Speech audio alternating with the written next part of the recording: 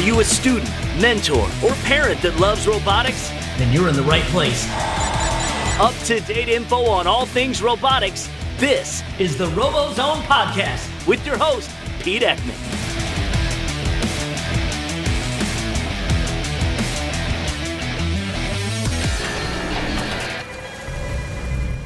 Hello and welcome to the 7th episode of the RoboZone Podcast for March 5th, 2017. Well, we have Kettering Week 1 in the books and Week 1 of FRC competition across the nation. To start off this week's podcast, I have a team interview. Luckily enough, I got the drive team from Team 2619, the Charge from Midland, Michigan, which were the number 1 Alliance captain and the winner for Week 1 Kettering, along with Teams 5086, the Cadillac Connectors from Cadillac, Michigan, and Team 5215, the Steagles from Frankenmuth, Michigan. I hope you enjoy the interview. Stick around for the roundtable, and let's get started with the podcast. Hi, this is Pete Eckman with the RoboZone Podcast. I have the drive team here from the winning squad. We're with 2619. And I want to get their thoughts on what it took to win Kettering Week 1 this week. So I'm going to have each one of these young people, because there's ladies and gentlemen here, what the position on the squad is and what they think it took to win this week. So introduce yourself. I'm Cameron Curtis, and I'm the driver for Team 2619. Curtis, nice to meet you. What do you think it took to win this?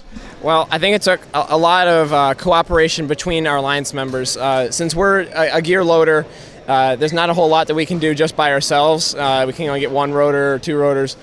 So I think it was huge cooperating with our Alliance members, no matter who it was, whether it was qualifications or eliminations. That was huge for us. So you think this year's game in Steamworks is going to be a team-based? It's not one team can win it all, right? Absolutely. I think that it's going to be really difficult for one team, because one team could get all the gears that they wanted, but then there's not going to be any fuel, and if they spend all their time doing gears, they can't climb. So I think that you can't win a match without all the different aspects being done by all the different teams.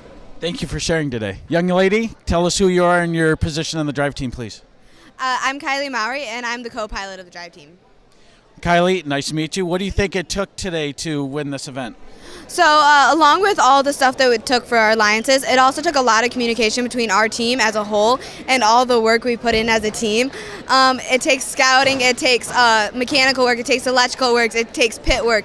It takes everything to come together and communicate. Make sure you thank your scouting mentor, okay? Yeah, we have some of the best scouters out there. So Nice. Thank you for joining us today. Okay, thank you to you too. Hi, how are you? Hi, I'm good. Can you give us your name and your drive position on the drive team, please? Hi, I'm Daniel Zhang. I'm human player on Team 2619. So by human player, were you in the pilot at all today? No, I was not. Okay, no worries. We need human players as much as we need pilots, right? Someone's got to put the gears down there. So what do you think it took to win today? I think I really want to highlight what Kylie said about the whole team. I think one really important thing was our mentors and scouting. We managed to get a climber with the last pick. We were really surprised by that, and that's a big part, as well as our mentors who helped guide us through, because we had a lot of problems. We didn't start driving our robot until the first match of the day, so really thankful for the mentors and scouting. It was pretty nervous today, wasn't it? Yeah, I was so nervous. And how sleep deprived were you from yesterday, because we were 3 hours late, right? Yeah, I was quite sleep deprived. You were working on the robot too, and yeah. Hi, how are you? Hey, I'm good. I'm Ethan Papard, and I'm the coach on Team 2619. Nice. So basically, you've tried to keep your hair in your head and not rip it out of your head all day, right? Yeah. It's been rough. So what do you think it took for your team to win today? A lot of it's cooperation among our drive team. There's a lot of pressure out on the field. People don't want to be blamed for anything. And keeping our drive team calm and communicating between each other and on the same page is very vital. So if you could give, because what we're doing is this podcast is to help educate the teams that are coming to Kettering Week 2, right? Yes. So as a drive coach, what do you think you could offer as advice to those other drive coaches that are going to be driving and competing in next week's game? As a coach, you got to stay calm. The moment you start panicking and you're the one making the decisions, giving information, the moment you start panicking, your whole drive team starts panicking. It's refreshing to hear, because you're a little bit of a younger guy. I'm not going to ask you your age, because that's improper, right? But you're a little bit younger guy. It looks like you're in college or late high school or something of that nature. So to have that's really refreshing, that you actually understand that you have to keep calm. I really respect that. So thank you for joining us today. Thank you. Hi, young lady. How are you? I'm good, thanks. You're a little nervous. It's okay. Yeah.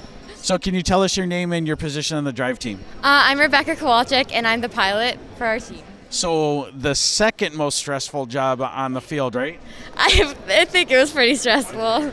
So I have a couple questions for you, because pilots, I think, can win or lose a match, can't they? Yeah, definitely. Yeah, a lot of pressure there too, correct? Yeah, definitely. So what do you think it took from a pilot perspective to win this week? I know we had to have a lot of communication between me and the other pilot. That was really key. We had to make sure that we did everything we needed to do and as efficiently as possible. And we just needed to make sure that we could do everything to the best we possibly can and unleash our true potential. So I'm going to ask you the same question I asked your drive coach, right? So we're trying to educate those teams that are coming to Kettering Week 2 and any event for this year, even States, Worlds. People are going to listen to this from now on. For those pilots that are listening to this podcast, what do you think is the pieces of advice you can give them? I think you just need to make sure you always stay calm and take your time, because I know a lot of times I had to be very careful pulling up that gear. I know our team was able to push it on all the way, but not every team was able to do that. So it took a lot of, I had to very carefully lift it up, and I had to stay calm throughout that, or else it was going to drop. So, and making sure that you have a really good communication with your other pilot, and that you communicate really well and just work well with each other overall. I think that's the biggest thing that I saw was watching the interaction between the pilots, correct? Yeah, definitely. You have to have a very clear line of communication, communicate prior to the match, right? Yeah, there was a lot of discussion that always went in before we did each and every single match to make sure we were all on the exact same page and we knew exactly what we were going to do. Well, I want to thank you for taking your time, and I know you're nervous, but it's okay. We're all nervous at one time, right? But I want to congratulate your team. This is 26-19, and we'll see you. What's the second event you guys are going to this year? The one we host at our own school, Dow. Oh, nice. And when is that? That's the week 4. I want to thank you for your time, and I hope you guys have a great season, okay? Thank you so much. Thank you. I want to thank the drive team from 2619, The Charge, again, for giving us that interview. It was an amazing interview. They all had a lot of fun. They were a little nervous, but we got them through it. So the roundtable discussion I have for you tonight involves 3 very important people. I have the head FTA for Kettering Week 1. His name is Rob Jenkins. We also have the head referee for Kettering Week 1, Tito Huffman. And finally, we have the head robot inspector for Kettering Week 1, Mark Kramarek. Hi, guys. How are you doing today? Good. How are you? Good. Okay, so Mark, tell us who you are, your background with FIRST, and what you do for FIRST. So my name is Mark Kramarek. I started mentoring with teams in 2006, starting with Team 1189. I shifted over to Team 3096 as a technical mentor for a while, kind of ran out of time to do team mentoring, and I stepped into the volunteer pool as a robot inspector, and currently I'm one of the lead robot inspectors for Michigan. I think this past weekend was my 19th event doing lead robot inspecting. Thank you, Mark, for joining us. Rob, tell us a little bit about yourself, please. All right, so I'm Rob Jenkins. I started in 99, so my junior year of high school. Did 2 years in high school with 201 from Rochester, and then mentored them for a couple years of college. Also, shortly after high school, I met my wife, Margie, who is our VC this weekend.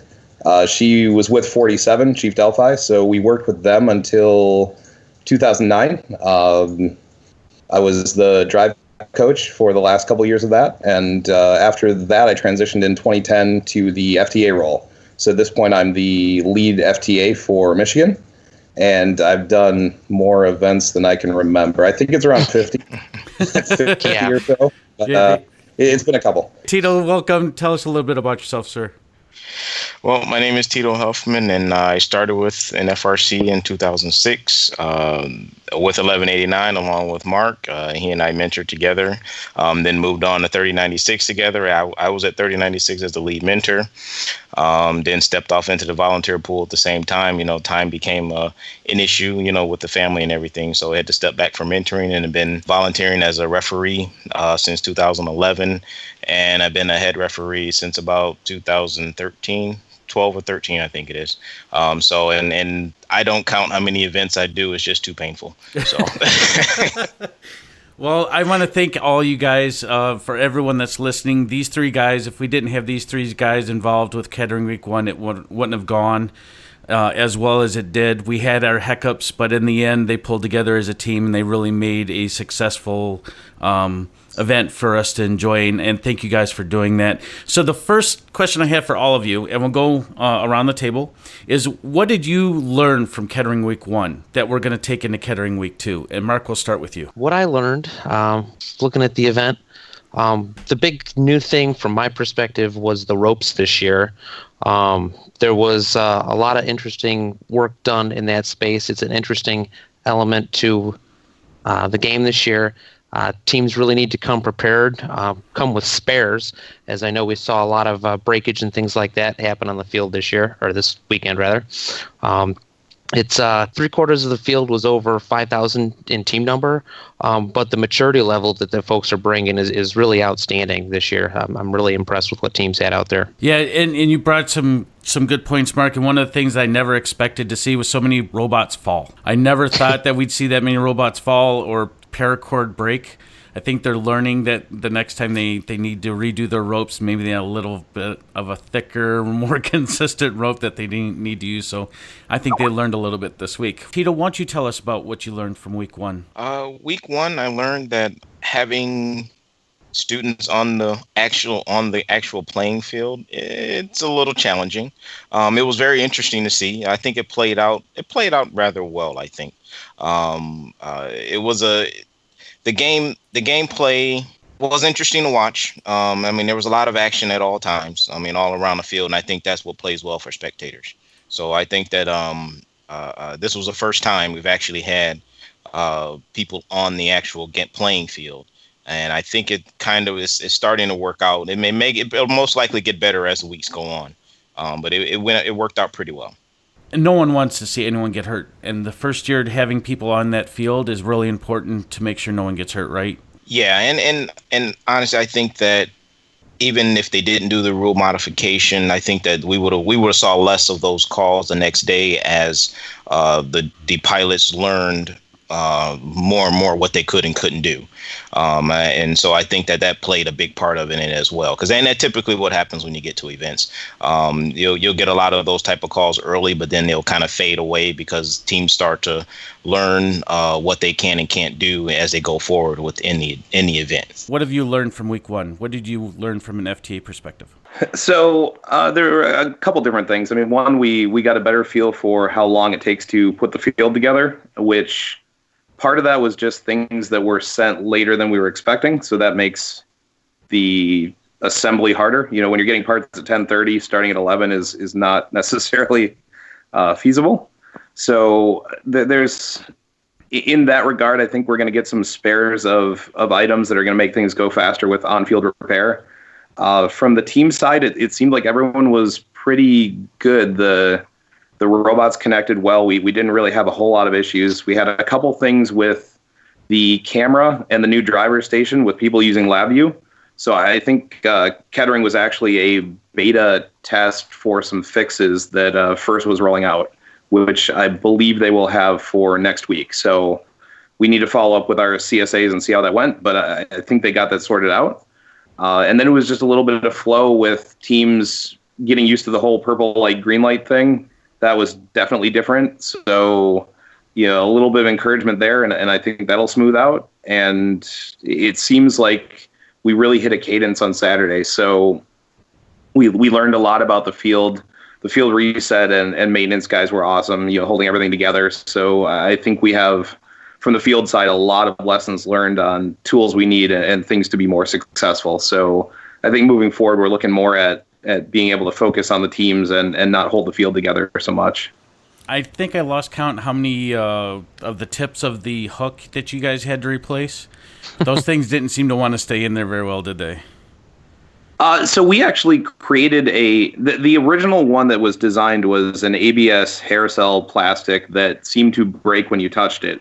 So that got thrown away, and we used 1/4-inch polycarb as a replacement, which I think we're going to roll out for at least all the events in Michigan. We've provided some feedback to FIRST in general about how it worked. And those, when you hammer those into the spring, those worked really well. The springs themselves are definitely not as robust as they thought they would be. And that's part of the thing we're looking to change is we want to get some more of the gear lift slides so we can do those replacements off field. And then it's a 3-second switch out, not a major mission with tools flying all over the place trying to get these things repaired in the middle of matches. So I think we're working towards a good solution. It's not one of those where it's going to fail the entire season. I think we learned a lot about that from teams actually using them. Mark, how do you think about this year's game? So far, I really like the game. The price of entry is relatively low for some of the newer teams to be able to move gears around on the field and still make a meaningful contribution to their alliance. If you go out, I know a lot of teams were doing transporting gears and climbing the rope, and there was a lot of success there. Not admittedly, but from what I saw, I was actually quite surprised at the amount of success that teams were having in those two spaces. I did not expect we would see 6 robots hanging in a match nearly as often as we did. 4 was not uncommon, as well as 3 rotors spinning was not uncommon. I didn't think we'd see that till mid-season, so that's pretty cool. Unfortunately, that's going to make it price of entry to compete as we get further on in the season. If you can't climb and you can't get at least 3 rotors going, you're in a deficit relative to your opposing alliance, and the fuel is going to come into play a lot more than I actually expected it to. So we're going to have to see a lot of fuel flying around to cover up the point spread if there's any kind of deficiencies on the rotor game. But it's going to be pretty cool. I think it's pretty spectator friendly for the half of the field that the spectator can see. Those airships are pretty big. But the way things are spread around the airship, there's always stuff to see. I think it's a pretty cool game. It's going to be fun to watch, see teams mature, see the game mature, see defense come into play. So far, I like it. You feel the same way, Tito, or do you have anything else you can add to that? No, I feel the same way. I was surprised as to the amount of climbs that we saw this early on, in a week 1 event. Typically, you don't see as much of that type of action, until you get later on into the season, at least the 3rd or 4th week, then you start seeing those types of things. But I know there is still more room for teams to get better at, because at Kettering we never had 4 rotors spinning at one time, so there's still more room for teams to get better and advance more into the game. And I also think that and actually surprisingly we had quite a few matches that were decided by fuel that was scored. So that fuel is very important. If you want to get that edge over the other alliance, since everyone can climb and everyone can transport gears, if you can put some fuel into that boiler, you have a very good chance of getting that edge and winning those matches. So we saw quite a few matches that were won by just one piece of fuel that made it in a boiler. So I think it's going to get better as we go along. Teams are going to get more advanced and hone their skills, and the game's going to get even more exciting. Tito, that was great. My team was one of those teams that won by a single point because we threw one up in Auton. Only one fuel went in there in Auton, but it made us have a win instead of a loss. And another thing that I was paying attention to were ranking points yesterday. There wasn't a single match where a team got 3 ranking points. Not a single alliance got 3 ranking points in any match yesterday. I thought that's your room for improvement right there, right? True. The Auton fuel shooting, right? Because they were hanging gears left and right. So, Rob, do you think there's anything else you can add to that discussion? Yeah, I think to the point that the guys made, it's a good game in the fact that I don't think you'll see it top out. In some games, like 2011, you would get everyone, when they got good, they would hang all of the tubes, and then it was a race with the mini bot and kind of a coin flip on who won. With this, there's so much, there's no ceiling to how much you can score. So like I said, fuel's going to be critical at some point. The great teams are going to fill up all the gears. Everyone's going to hang, and it's going to be who can score more fuel in the match. It's also really interesting to see the dynamic with having human players in the airship and then having human players on the far side of the field. So you're being really tasked with a lot more communication than they ever had to do before. And it was cool to see both the failures and the successes there. People have never had to communicate in the ways they were having to. So I think they're going to get a lot better with that. You're going to see a lot more hand signaling and people paying attention to the things they need to, and maybe less frantic banging on the glass while they're trying to hope that someone in the airship watches what they're trying to tell them.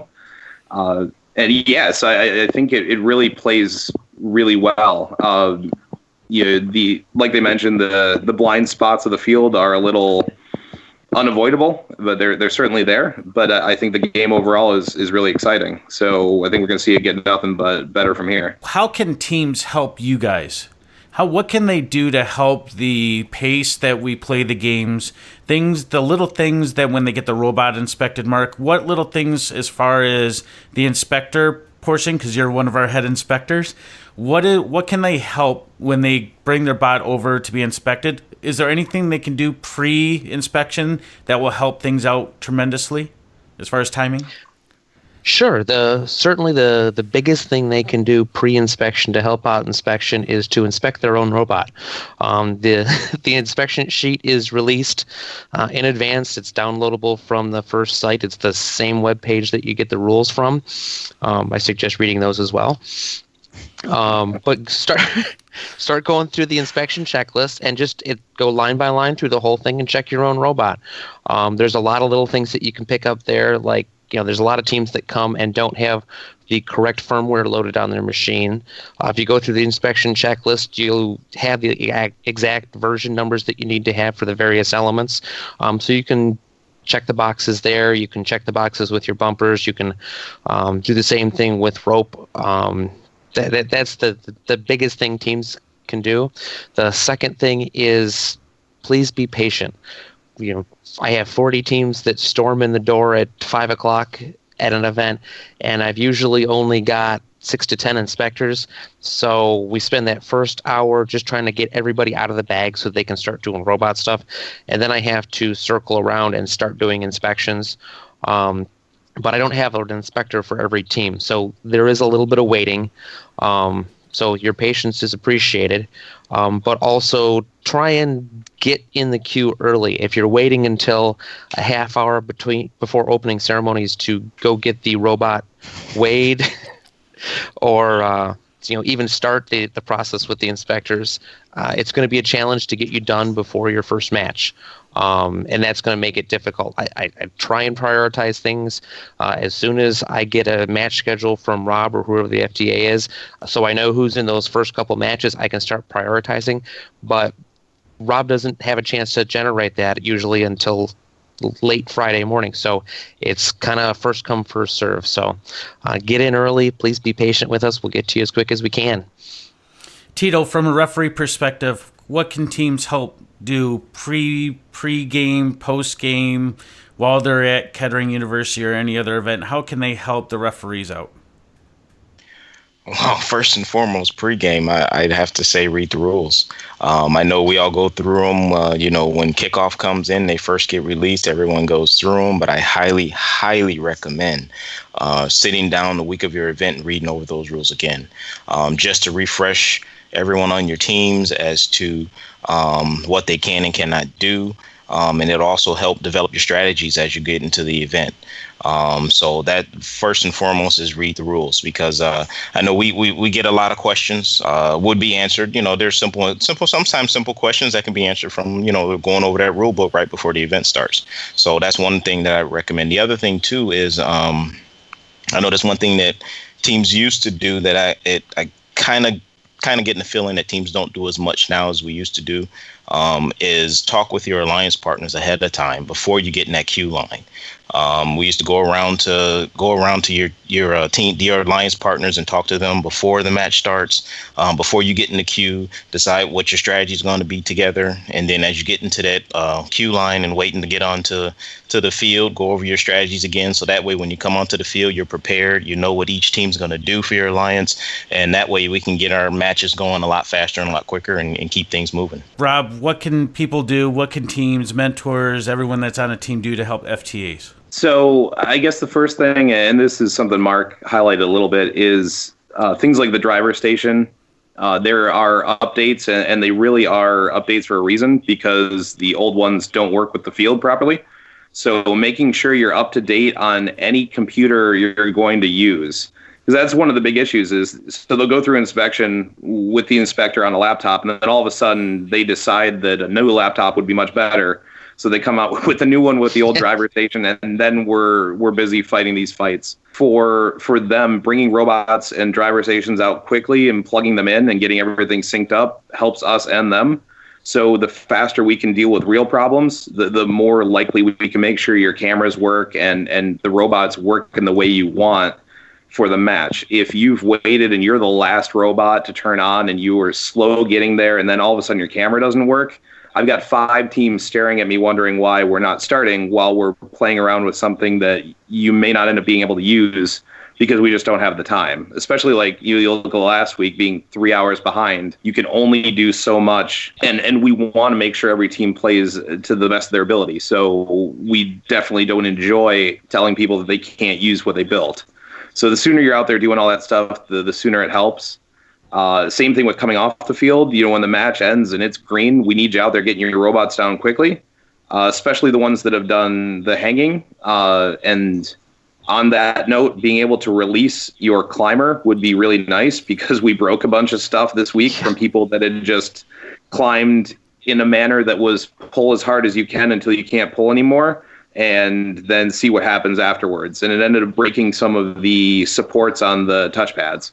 So having a plan with that would be good because, again, we don't want to cut your rope, but we're at a point where we're running out of spare parts. And if we get to that scenario, if it comes between destroy the field and cut a rope that can be replaced, we're going to have to cut a rope. And I guess probably the last thing is just, like I said, know that our intention is for teams to be successful. We are there as technical advocates to do everything we can for them to play the way they want. So if things don't go right, understand that we're giving you the best answers and information we have. We will work with you, and patience is greatly appreciated, rather. And I mean, Kettering was a testament to that. We probably had the most appreciative, gracious of any that I've done. No one was complaining, time, schedule, any of that stuff. They were just understanding and happy, and even with long days. So next question I have for you guys. What can teams do or need to keep in mind for the match? I mean, we did touch upon this a little bit, but is there anything else you guys can add to help teams educate themselves so that we have a very clean, fast match? I mean, or event, I should say. One thing I'd add is when teams are out there playing in a match, just want them to remember that it is a full field. There's another half of the field. Most of the action was happening on one side of the field. Utilize the entire field. I mean, go around that airship one way, go around the other way, because we've seen a lot of action that was being played on the retrieval side of the airships, but there was a whole other half of the field that didn't see as much action as it did on the retrieval side. So utilize that other side and come up with some good strategies, some good game plans, and I think that it'll be successful. Mark, Rob, do you have anything to add to that? I got one, and that's just trying to help these guys in getting people on and off the fields, knowing what you want to do, where you want to put your robot, and in the case of this year, where you want to put your rope. There's a lot of teams where we were running around looking for the rope. There was no field rope in there. Where's the team's rope? So I got to the point where I was talking to teams in queue. It's like, okay, the rope person doesn't need to be waiting for the robot to come on and off the field. They can behave independently. Once the team that's currently on the field has cleared the space, let's get the rope hung, at least get it there so we know if we're using a team rope, a field rope. That helps move things along quite a bit, at least from what I was seeing. And basically, that's the pilot. The pilot should be the one that's putting the rope on, right? I mean, it can be assisted by a coach, but I think it make the most logical sense. That's really the team's decision as to how they're going to divide things up. If the pilot is the big burly guy, maybe he's the guy that should help carry the robot. I mean, every team's different. It's their choice, but they need to divide up the roles so those individual tasks get done. The pilot's obviously a natural choice for the rope, though. How about you, Rob? Yeah, so I think the big thing is communication on the team's end. Like we said, we've got a driver station, a robot, a rope now, and all these things need to happen kind of simultaneously with plans between 3 teams. So 15 people need to go on the field knowing what they're supposed to do.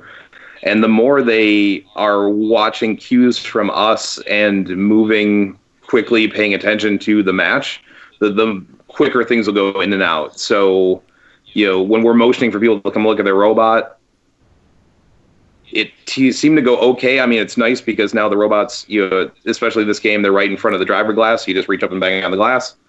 But, ending the match or when we're trying to communicate or them just talking to themselves, it seemed like it was pretty good. But I think in events where communication is bad, you are going to have a whole lot of drag on things moving forward. So, it's a little what everyone else said. Make sure you've got a plan, the plan's communicated, and you guys are out there paying attention and executing what you're trying to do. Okay. Well, there's one thing if I can add on sure. here. Go ahead, Tito.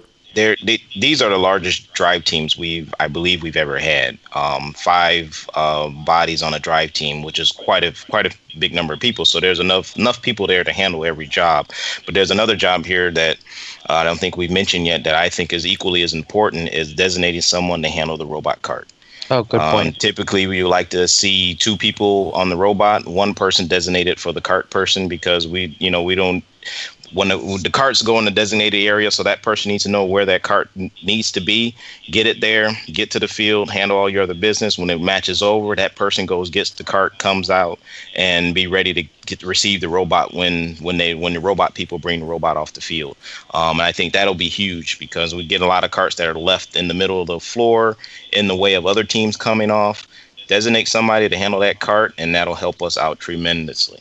That's a great point, Tito. Thanks for adding to that.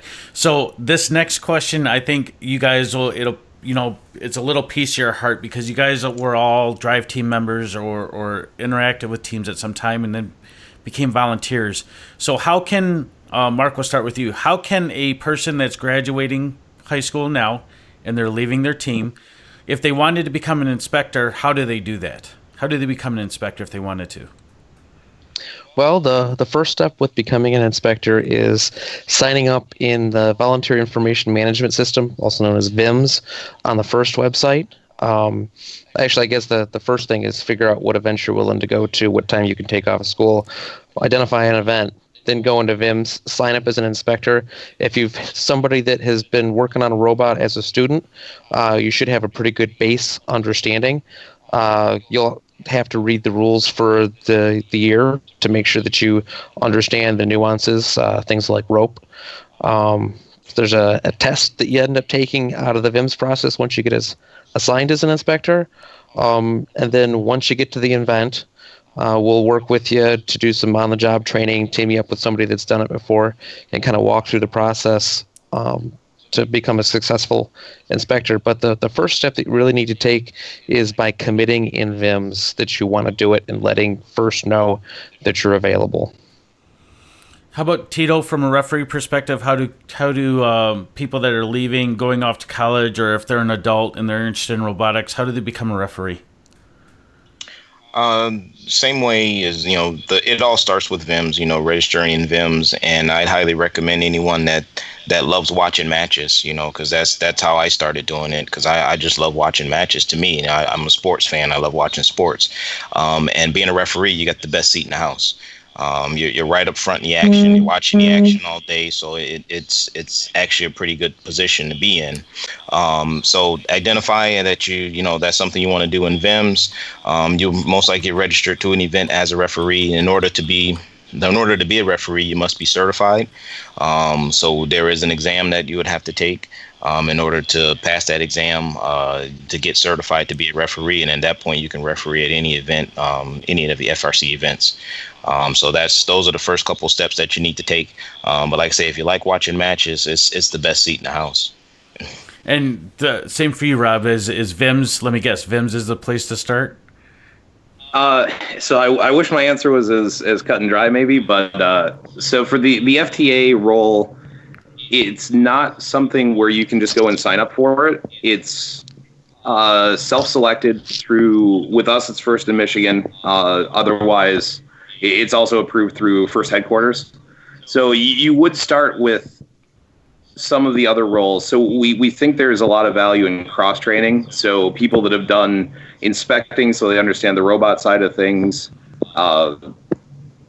Also, either CSA is good. If you are a controls person and you're program-oriented, that's a great way to go.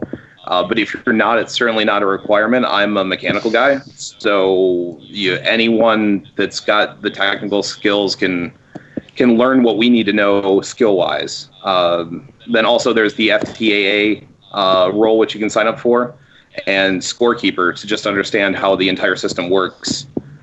Beyond that, it's communicating with us being me or the other FTAs at an event, that you want to do the role. So it takes a lot of time. We start usually Wednesday evening, and we're there till late Saturday.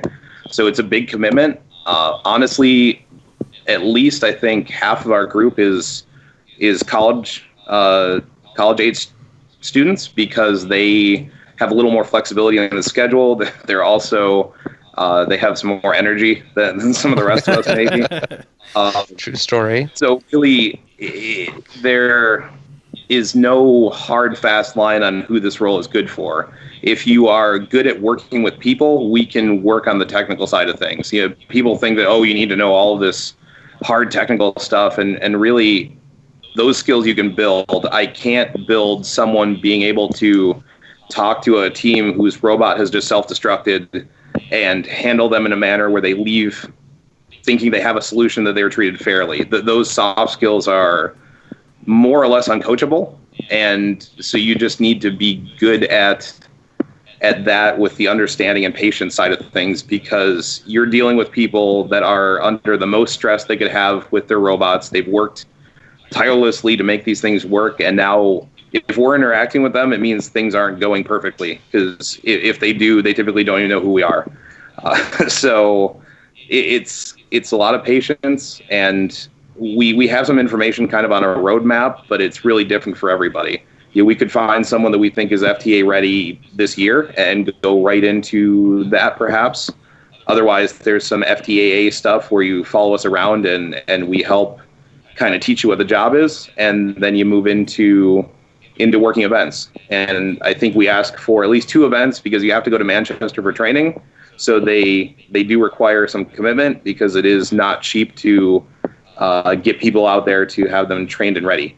But the main thing is, if you're interested or if you have questions, just let us know. If you want to really know what the role looks like, if you talk to the FTAs at your event, we will be happy to pass that info on to kind of just move forward with seeing if it's something you'd be good at or be interested in. And of course, you want people approaching the FTAs either before an event or after an event, not during an event, right? Hey, that's a good point. So it's nice to have some of those conversations, as long as people understand that if we look like we're really busy, it's because we're really busy. But if there is downtime, that's certainly okay. But before or after is best.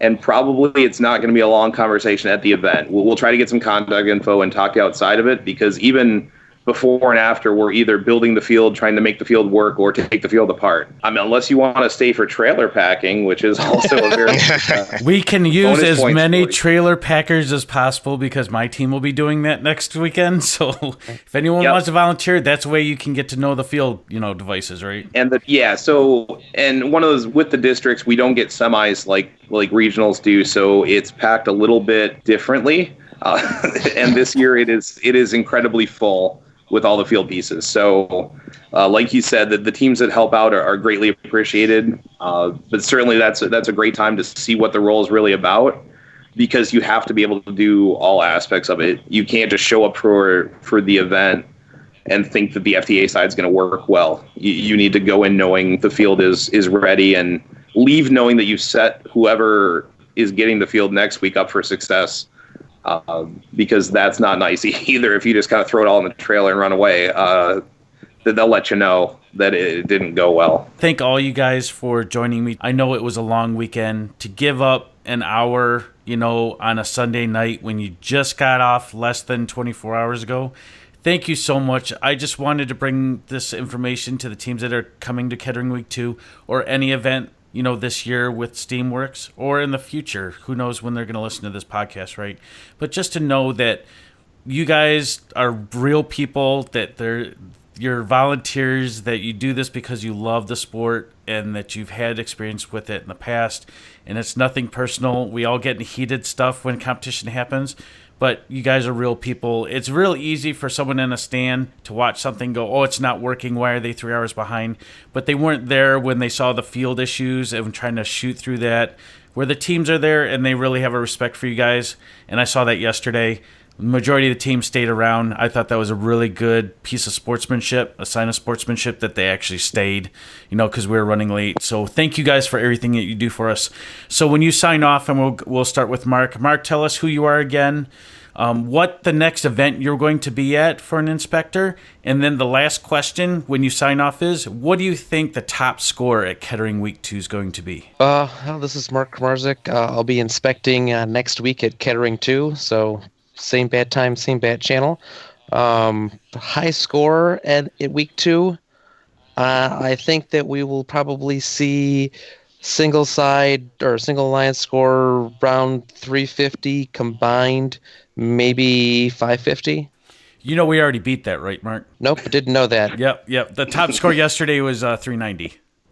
Once they get on the field, I kind of start to ignore it. I go on to the next. No worries. That's Tito's problem at that point. Once they get to the field, I just got to get them there. I got you. No worries. Tito, tell us a little bit about yourself and what event you're going to be at, and then what do you think the top score? I don't think you're going to be at Kettering Week 2, but what do you think the top score at your event's going to be? Well, my name is Tito Huffman. Next event I'll be at will be at Centerline. I'll be at the Centerline event as a head ref there. And top score there, I think, will probably be about 350, 375, somewhere around there. And I would like to point out that 399 match with top score at Kettering had like over 200 points in foul points. So about 275 will probably be it. So if we were to edit Mark's, we're going to edit Mark's remark to say 350 actual scored points with no penalties, right, Mark? We'll go with no that. Penalties, right. Yeah. Okay. Unpenalized 350. Yeah, unpenalized 350. Rob, tell us who you are, where you're going to be at. What do you think the top score at Kettering Week 2 will be if you're at Kettering? All right, so I'm Rob Jenkins. I will be with Tito at Centerline next week as the lead FTA. As far as the score goes, I'm not really sure. To be completely honest, at that point, I'm moving on to trying to make the next match work. So if you had told me that the top score last week was 600, I probably would have believed you, because I don't really see that part of it. I think we are going to see things get better and better. But yes, I think if we're seeing 350, 400, I think that's probably a really, really intense match. So we'll say around there, minus penalties, of course. Minus penalties, of course. We're going to use that. That's the asterisk for this podcast, right? Yep. I wish you guys a great night. Get some rest this week because we're going back at it starting Thursday. So have a great week, guys. All right. See you Thursday, Pete. Thank you. Thanks, Pete. Bye. Bye. Thank you.